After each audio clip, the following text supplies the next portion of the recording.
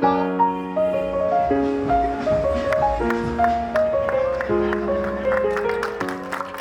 estamos junto aqui no bestuurskantoor para acender a luz de orgulho para iluminar o bestuurskantoor com o color de arco-íris.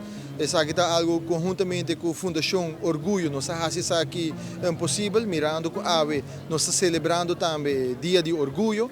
E a gente luna aqui na Fundação Orgulho a sostener diferentes atividades durante a gente a Fundação Orgulho está sostenendo atividades para informar a comunidade, dando respaldo e também dando guia de tema de igualdade.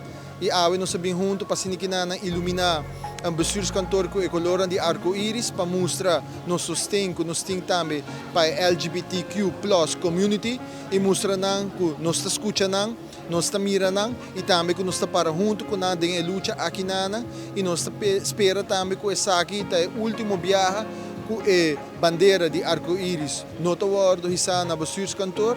E nós esperamos que o futuro de Aruba também, mirando a direção que nós estamos vendo, de direção positiva, que pouco a pouco nós estamos mirando e caminhando, step a step, a comunidade LGBTQ+, também está ganhando o lugar da nossa comunidade. E essa aqui é o que, vanuit o governo de Aruba, nós queremos seguir dando apoio, seguir trabalhando para assim que nós podemos garantir a igualdade para toda a gente da nossa comunidade.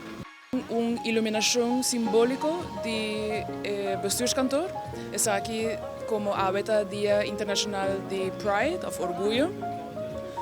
Então, essa aqui está uma muestra de sostén de algum membro do nosso governo para a comunidade LGBTQ+. Última palavra, né?